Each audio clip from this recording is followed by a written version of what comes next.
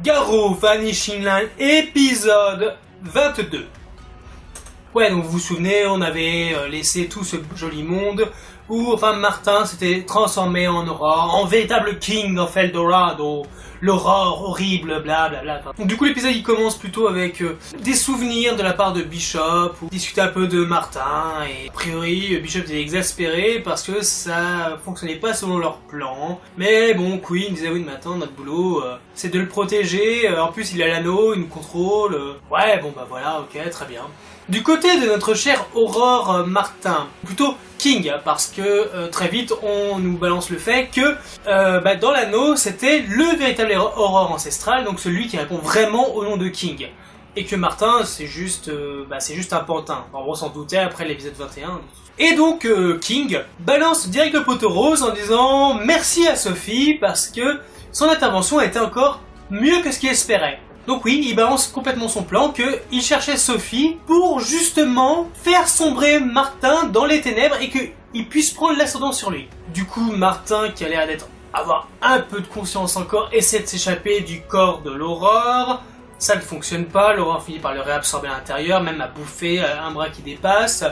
Pendant ce temps-là, Sword arrive pour venir sauver Sophie. Un combat commence, très rapidos parce que Sword va finir par s'échapper avec Sophie et se cacher. D'ailleurs pendant ce temps-là on apprend que Queen est encore en vie. Je sais pas comment elle a fait pour survivre, moi je pensais qu'elle était morte. Donc Sword et Sophie se cachent, le King a mis la ville en branle, en alerte rouge, c'est bien que tous les néons différentes couleurs, tout est rouge, enfin voilà, c'est un peu la ville de l'apocalypse. Et en essayant de s'échapper, il se retrouve coincé par des milliers d'aurores qui les encerclent. Donc résultat, on peut pas faire grand chose. Mais un bruit de moto se fait entendre. Et là, grosse surprise qu'on n'attendait pas, Zarubike est de retour. Enfin, c'est une autre Zarubike. Enfin, c'est pas le même design. Enfin, c'est Zaruba en bike, mais c'est pas la même Zarubike qui a explosé. Du coup, Sword, avec Sophie, monte dessus et se carapate à l'extérieur de la ville où ils vont retrouver justement Gina et Luke. Donc petite discussion, ouais, mais alors Zaruba, tu viens d'où? Bah ouais, je suis de l'Alter Guide, blabla, c'est là que Gina m'a reconstruit. Enfin voilà, on nous explique rapidos d'où il vient, machin, sauf le point important, mais ça j'y reviendrai dans la vie. Et du coup, conseil de guerre, qu'est-ce qu'on fait? Faut sauver le monde, faut sauver les gens encore coincés dans Eldorado, les humains, et surtout, merde, on n'a jamais dû mêler Sophie à tout ça, maintenant qu'on sait ce que King lui voulait. Sans là, Sophie, elle est à bras du noir, c'est normal, elle vient de perdre sa seule famille, encore une fois. Et d'un coup, Liz apparaît sur des écrans un peu éparpillés dans le terrain vague où ils se trouvent en train de discuter, où elle annonce que dans le monde entier, toutes les personnes connectées à l'Eldonet se sont évanouies, endormies, ils sont peut-être mortes, enfin en tout cas, on leur a pris leur âme. Waouh, c'est dangereux la technologie, moi je vais finir par arrêter aussi, j'avoue. Très sympa, on voit Paris, on voit la muraille de Chine, on voit le Taj Mahal, on voit un peu tous les pays du monde, donc bon, c'est intéressant. Je note, moi je trouve ça intéressant. Mais bon, ils ont de la chance de leur malheur, Liz, la petite joueur de champ, donc qui a encore la main mise sur le réseau, qui fait un peu sa rébellion, leur dit qu'il y a une possibilité, on peut sauver tous ces gens en s'introduisant dans le réseau et en justement libérant l'espace de stockage où sont les âmes. Mais le problème c'est que il y a le seul administrateur possible, c'est Martin. Sauf que Martin il est un peu transformé en aurore, donc on est un peu mal barré. Mais heureusement, super scénario, Sophie aussi a les droits nécessaires pour libérer toutes ces personnes de l'endroit où elles sont stockées. Ah, le problème c'est qu'ils sont mis d'accord 2 minutes avant qu'ils mêleraient plus Sophie à tout ça. Donc Sophie broie du noir, Zaruba vient la retrouver, ils discutent ensemble, blablabla, et bon, il lui balance direct, genre en fait on a besoin de toi, il y a que toi qui peux aider à sauver toutes ces personnes, donc voilà, à toi de décider.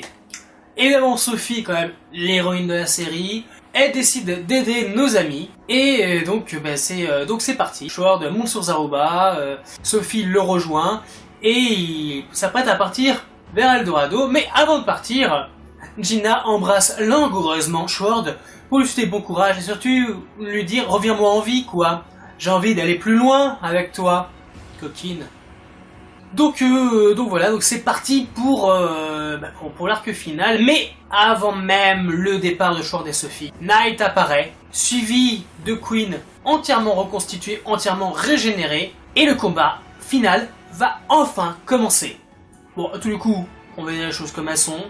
Knight contre Luke, Gina contre Queen. À suivre dans le prochain épisode.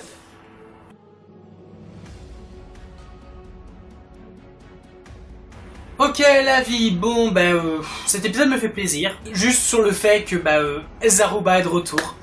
Donc ouais, c'est super cool, Zaruba, tout ça. En plus j'aime bien le nouveau design, avec justement les bras comme ça, donc ça rappelle justement son présentoir qu'on voit dans toutes les autres saisons de Garou. D'ailleurs honteusement absente sur cette saison-là. Donc pourquoi pas, c'est cool. Par contre il y a juste un petit problème, comment tu fais pour reconstruire quelque chose qui n'existe plus? Après on va me dire, bon allez, monde de technologie, là, il y avait un backup quelque part, ok, si tu veux. Mais techniquement, c'est pas possible. Donc, encore une fois, j'ai l'impression qu'on dit fuck à l'univers institué par Garou depuis plus de 10 ans. Voilà. Bon, après, peut-être une évolution, mais il n'y a pas de vraie explication acceptable. Donc, moyen, les gars, moyen. Ensuite, King, alors King, je suis désolé, mais déjà je le trouvais ridicule comme ça, mais quand j'ai entendu parler, là je suis désolé, mais c'est pas possible. Le doubleur, c'est le doubleur de Freezer.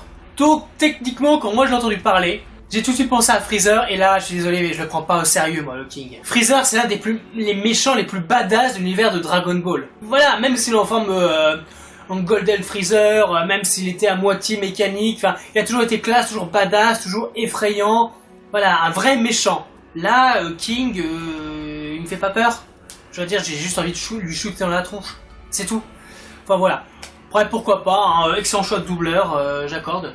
Le gros point positif de l'épisode, c'est qu'on va enfin aller dans l'arc final, donc enfin dans le combat final, et on va bientôt en finir avec cette série qui est quand même relativement décevante. Donc voilà, espérons juste que les derniers épisodes seront épiques comme aura dû l'être toute la série.